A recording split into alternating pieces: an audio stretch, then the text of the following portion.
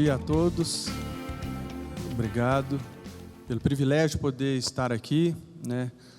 E já trazendo a lembrança aí, né? O doutor Leonardo, que é aluno de Direito, daqui uns dias também vai estar aí fazendo parte do, quem sabe, do Poder Judiciário. Deus sabe todas as coisas. É um prazer muito grande poder estar aqui, né? Eu vejo aqui grandes amigos, colegas, né, da universidade, professor Eli, colegas de futebol, João Ricardo, advogados, colegas. Então, eu me sinto bem à vontade de poder estar aqui para compartilhar um pouco, né, da minha vida, um pouco daquilo que Deus tem feito na minha vida, né?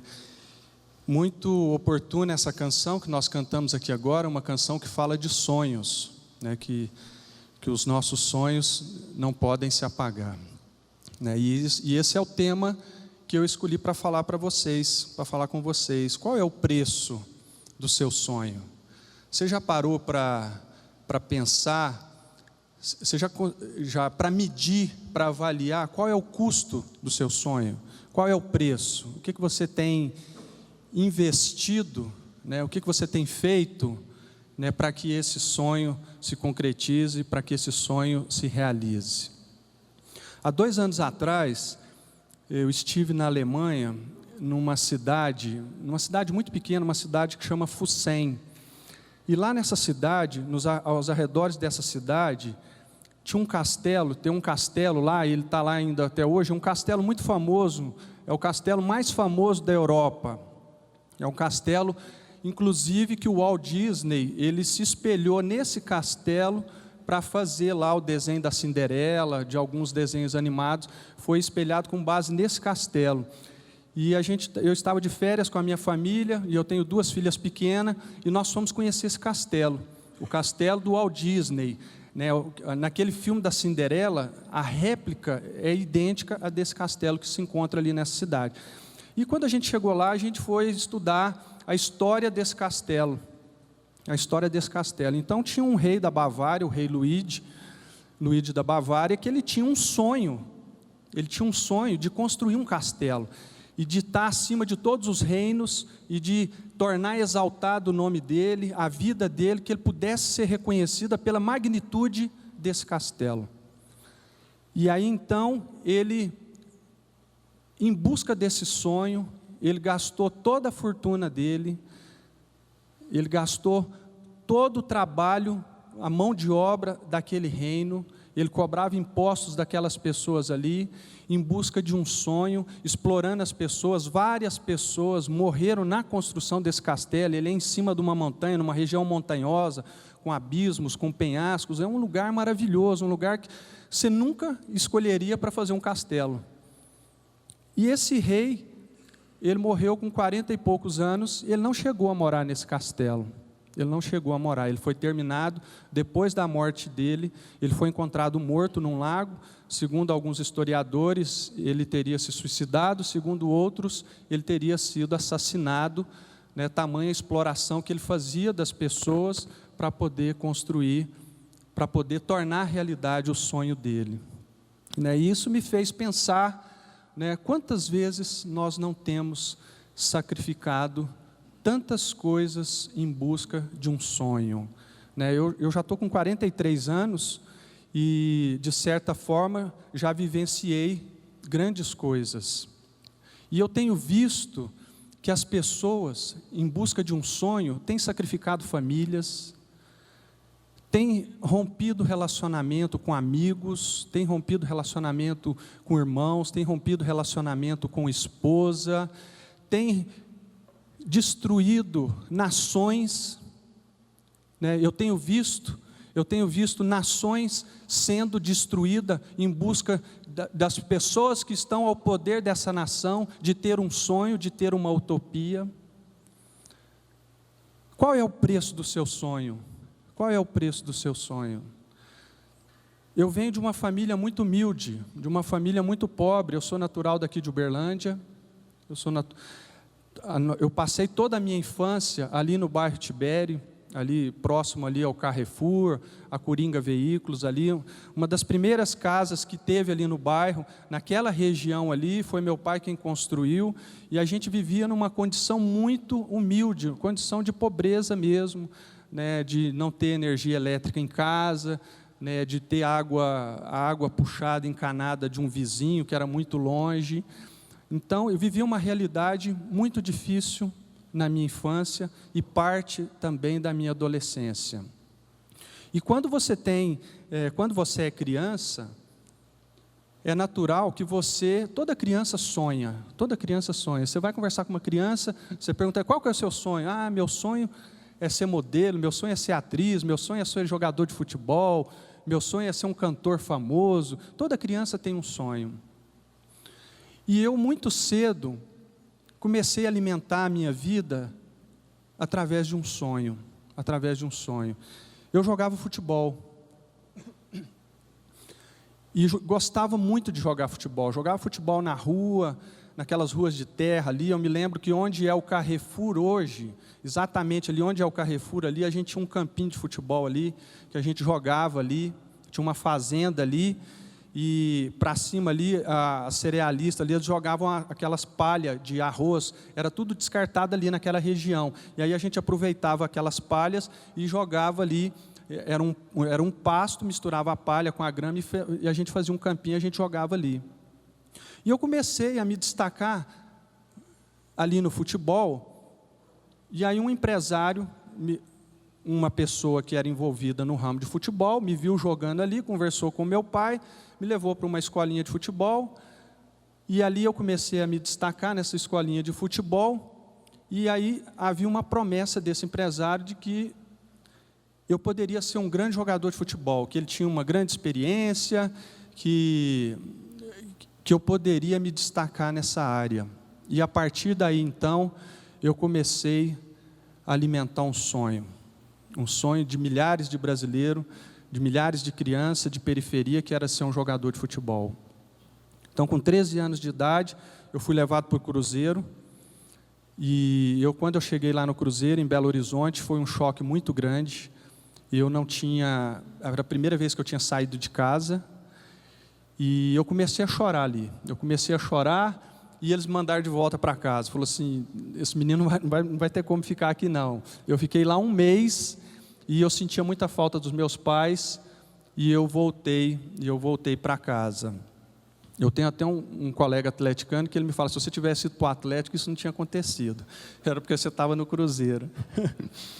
Mas aí, esse sonho, né, a partir de então, ele passou a fazer parte também da minha família. Meu pai, então, ele começou a viver, ele viver esse sonho comigo. Viver, não, realmente, né, você tem futuro. E aí eu continuei jogando nas escolinhas, nas categorias de base do Berlândia Esporte. E aí com 15 anos surgiu uma outra oportunidade, que era o grande sonho, era o suprassumo do sonho do futebol, que era jogar no Flamengo. 1987, né, eu estava com 15 anos, e aí eu fui para o Rio de Janeiro. Foi eu e o Rodrigo. Meu pai levou nós dois, nós fomos de carro daqui até lá, meu pai levou, e o time do Flamengo na época, né, com o Zico, Renato Gaúcho, foi a época que o Flamengo foi campeão da Copa União, 1987. Era assim, quando eu me lembro até hoje, o dia que eu entrei lá na Gávea, estava terminando o treino do profissional, e aí aqueles jogadores todos lá, o Zinho, o Jorginho, Aldair, Zé Carlos, era uma seleção aquele time realmente.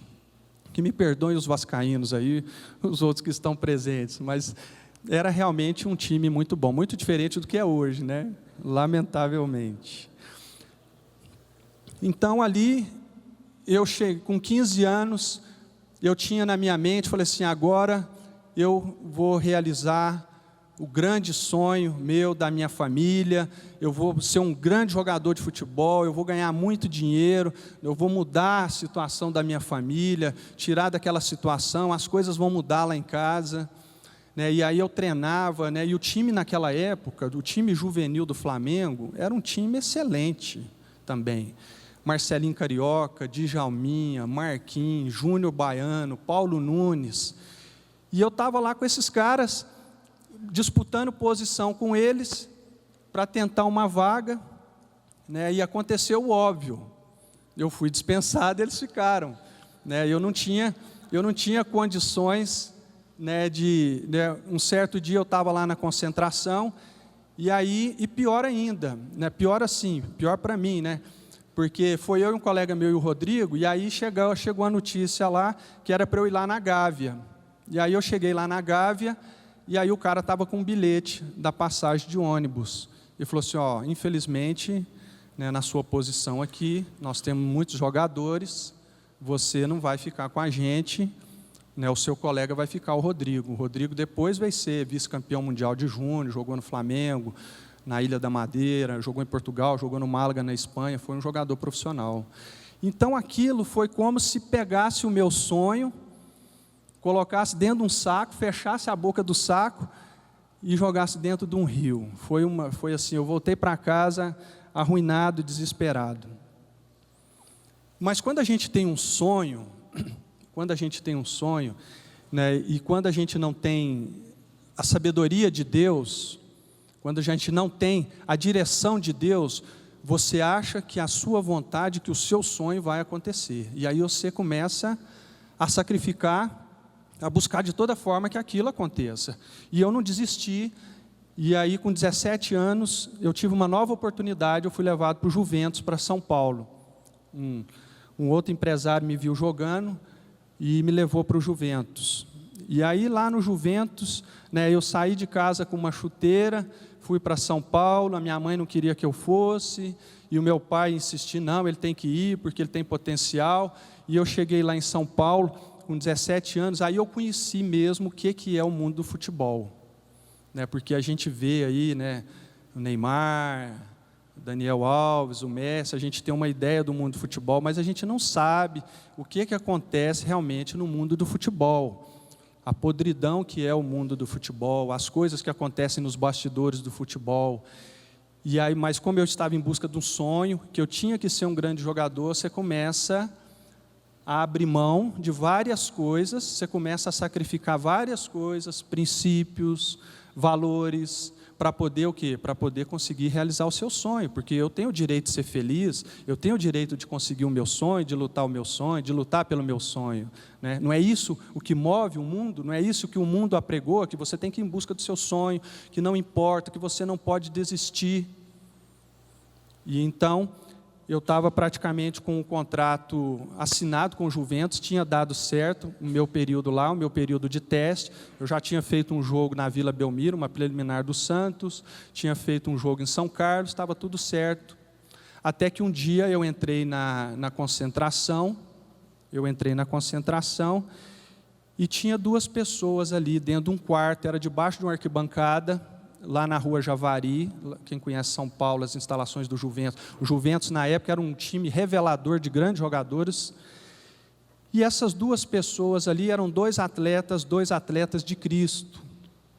E eles estavam ali, numa devocional, orando a Deus. E eu entrei nesse quarto, totalmente desiludido da vida, desesperançado, né, abatido com tudo que estava acontecendo, longe da minha família, né, fazendo uma alta análise do preço que eu estava pagando para o meu sonho.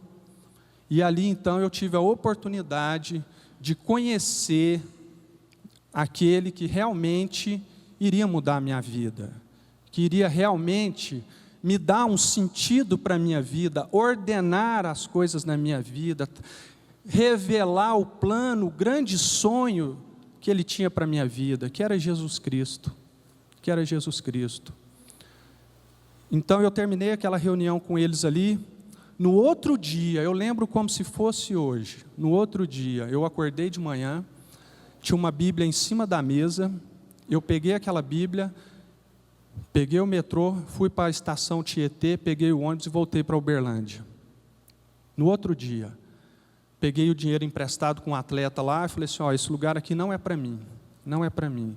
Eu tinha muito claro, foi tão forte o impacto daquela oração que eu tive ali, daquele tempo que eu tive com aqueles 2 atletas ali, foi tão forte aquele impacto, que era como se Deus, eu via claramente Deus falando, esse lugar aqui não é o seu, sai daqui e volta para sua casa. E assim eu fiz. E foi eu tive um grande problema quando eu voltei, porque meus pais não aceitavam. Eu saí de casa com a chuteira, eu voltei com a Bíblia. Eu tinha 17 anos e, de repente, eu ficava andando com essa Bíblia para baixo, para cima, e lendo a Bíblia, e falando de Deus, e falando de Jesus, e meus pais não entenderam isso. Meu pai chegou a ligar lá em São Paulo, para perguntar o que tinha acontecido. E eles falaram, nós também não sabemos, porque ele fugiu daqui, ele saiu daqui, nós não sabemos o que aconteceu. Nós queremos ele de volta. Mas aí, então, a partir daí, eu comecei a entender que Deus também tem sonhos a respeito de nós. Eu comecei a entender que Deus também tem planos para a nossa vida. E você sabe qual que é a semelhança dos nossos sonhos com os sonhos de Deus? Você sabe qual que é a distância do nosso sonho com o sonho de Deus? Eu li um versículo na Bíblia que diz o seguinte, fala assim, porque tão certo quanto o céu é distante da terra, e não é uma distância, assim são os meus planos em relação aos teus planos. Então, por que a gente insiste tanto nos nossos sonhos? Os meus planos são maiores do que os teus planos, assim como o céu é distante da terra. Está lá em Isaías 55, 8. Eu ainda li esse versículo hoje de manhã lá com a minha esposa, né, que eu queria achar a identificação desse versículo para eu poder citar aqui hoje. E é verdade. E aí Deus começou a me levar por um caminho, começou a me levar por lugares que eu nunca imaginei. Eu voltei a estudar, passei num vestibular na Universidade Federal de Uberlândia. Na época só tinha a Universidade Federal de Uberlândia, hoje nós temos aí várias universidades, o acesso é muito fácil, tem FIES. Eu consegui passar nesse vestibular. No 2º ano da faculdade, eu consegui passar num concurso público para trabalhar na Justiça do Trabalho, um concurso muito concorrido, um concurso muito difícil. Quando eu entrei na Justiça do Trabalho, um mês que eu estava trabalhando ali, chegou um juiz de fora, e ninguém queria trabalhar com esse juiz, ele era um juiz muito nervoso, um juiz bravo. E aí eu tinha acabado de chegar, eu fui escalado para trabalhar com esse juiz, eu era o datilógrafo de audiência, na época era máquina de escrever, era manual, não era nem máquina elétrica isso, em 92, 93. E aí eu fui trabalhar com esse juiz, o cara era flamenguista, para começar, como que Deus providencia as coisas. E eu caí na graça desse homem ali, e ele pegou, e um dia ele falou assim para mim, você vai ser juiz do trabalho. Eu estava no 2º ano da faculdade, falou assim, eu vou te dar meus livros, eu vou te tirar, você não vai ser mais meu datilógrafo, você vai ser agora meu assessor, eu vou te ensinar a fazer sentença, eu vou te passar os livros, você vai ser juiz do trabalho. E assim aconteceu. Eu formei, meu diploma é de janeiro de 96, e em janeiro de 98 eu estava tomando posse como juiz do trabalho. Logo em seguida, fiz mestrado, fui dar aula, sou professor lá na Unitri, professor Eli também, professor lá. Então, aquilo que eu nunca imaginava, aquilo que eu nunca sonhava, Deus revelou. E Deus fala com a gente, Deus mostra. Eu fiquei muito tempo buscando o meu sonho, buscando a minha vontade, buscando os meus desejos, quando Deus tinha preparado algo diferente, totalmente diferente, algo que eu não imaginava. E isso não acontece só com a minha vida, isso acontece com a sua vida também, porque eu tenho visto quantas pessoas, quantas famílias têm sofrido porque não têm conseguido enxergar os planos de Deus, não têm conseguido enxergar os planos de Deus. Essa é a realidade. E Deus tem falado, Deus fala, Deus mostra, Deus revela os planos que Ele tem para nós. Ele revela, basta nós estarmos sensíveis a isso. Então, Deus tem me dado o privilégio de representar, né, como o Léo leu aqui, o Poder Judiciário. Né, eu sou juiz na 4ª Vara do Trabalho, e Deus tem feito grandes coisas ali. Né, eu tenho tido a oportunidade de poder exercer a minha profissão com uma direção de Deus, que eu tenho colocado todo dia, que eu tenho buscado todo dia. Então, a mensagem que eu deixo para você nessa manhã é que não que você desista do seu sonho, mas que você busque em Deus qual é o sonho que Deus tem para a sua vida, qual é o plano que Deus tem para a sua vida, porque só há uma forma de o homem ser feliz, é quando nós estamos em sintonia com Deus, é quando nós estamos em comunhão com Deus, e isso só é possível através de Jesus Cristo, através de Jesus Cristo. Então, se você ainda não teve a oportunidade, né, de entregar a sua vida para Jesus Cristo, se você ainda não teve, né, o discernimento de qual é o sonho de Deus para a sua vida, quem sabe não seja hoje. Porque eu aprendi também todos esses anos que Deus nunca chega atrasado na nossa vida. Que Deus nunca chega atrasado na nossa vida. Então pode ser hoje, né, a sua oportunidade de você ter realmente esse encontro com Deus. Né? Para encerrar, né, eu queria dizer também que Deus é maravilhoso. Deus não me proibiu de jogar futebol. Mesmo, né, Ele me levando por outros caminhos, né, Deus me deu o dom também de poder jogar futebol. Está aqui o João Ricardo, nós já fomos campeão lá do campeonato da OAB umas 10 vezes, não é isso? É verdade. Está aqui o João Ricardo, não me deixa. Tem um campeonato da magistratura, né, nós somos 7 vezes campeão brasileiro pela seleção de Minas. Né, eu tenho oportunidade de jogar lá no Praia, disputar campeonatos. Né, e o ano passado eu fui selecionado para fazer um doutorado e pela MB, e fui viver um ano lá na Espanha, lá em Barcelona. E eu morava a 1000 metros do Camp Nou. E aquele time do ano passado, do Barcelona, que ganhou tudo, eu assisti todos os jogos do Barcelona lá. Eu morava a 1000 metros, eu conheci um senhor que era sócio fundador do Barcelona, eu fiquei amigo desse senhor, conheci ele na porta do estádio, né, eu pagava 1/3 do preço do ingresso, ele me cedia uma cadeira para eu poder assistir os jogos. Teve jogos que ele não me cobrou, eu ligava para ele: seu Zé Maria, vai ter o Barça aí, o senhor vai nesse jogo? Aí ele falou: não vou não, pode passar aqui e pegar a carteirinha. Quanto que é? Não, hoje eu não vou te cobrar nada não. Então eu tenho visto, né, como que Deus é maravilhoso, né? Mesmo no meu íntimo, assim, eu tendo aquela coisa do futebol, Ele também cuida dessa área na nossa vida.